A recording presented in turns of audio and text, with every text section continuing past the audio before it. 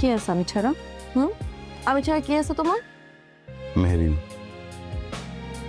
সেটাই জানি মনে থাক। জীবনে যত ভুল করেছিলাম এরা, এই সব কিছুর জন্য মানুষের কাছে ক্ষমা চাওয়ার আগে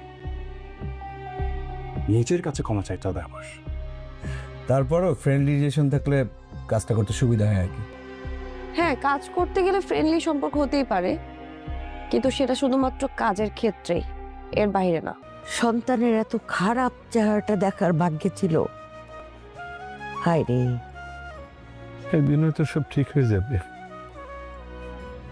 নিশ্চয় হবে। সেদিন হয়তো আমরা বাইচা থাকবো না। আসসালামু আলাইকুম বন্ধুরা, এটা আমাদের গল্প নাটকের 40 নম্বর পর্বটি অলরেডি আপলোড হয়ে গেছে। যারা দেখেছেন তারা নিশ্চয় এখন চরম উত্তেজনার মধ্যে আছেন। এটা আমাদের গল্প নাটকের 40টা পর্ব যারা যারা দেখেছেন তারা সবাই একটা করে কমেন্ট করে যাবেন আপনারা কোন জেলা থেকে আমাদের এই নাটকটি দেখতেছেন। তো বন্ধুরা আজকের এই ভিডিওতে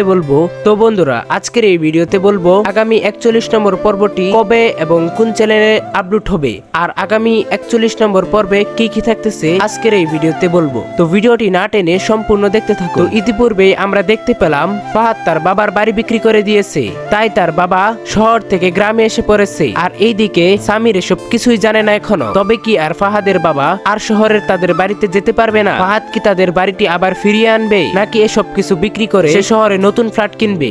আর এইদিকে সাইরা কি ফাহাদের সঙ্গে আবার মিলে যাবে, নাকি সাইরা তার নতুন জীবনে ফিরে যাবে? তো কি ঘটতে চলছে আগামী পর্বে? ফাহাদ তাদের নিজেদের বাড়ি বিক্রি করে দিয়েছে। ফাহাদের বাবা তো এটা বিশ্বাস করতেই পারে না। ফাহাদের বাবার এখনো সেই কথা মনে পড়ে যখন হঠাৎ করে একটা অচেনা লোক তাদের বাড়ির দরজার সামনে এসে বলে, এই বাড়িটি আমি কিনে নিয়েছি, আপনারা এখন আসতে পারেন। ফাহাদের বাবার মাথা থেকে এটা ভুলতেই পারতেছে না, এখনো সেই তাদের বাড়ির কথা মনে পড়তেছে। তো আগামী পর্বে কি কি ঘটতে পারে আপনার মতামত কমেন্টে জানান। ধন্যবাদ আমাদের সাথে থাকার জন্য।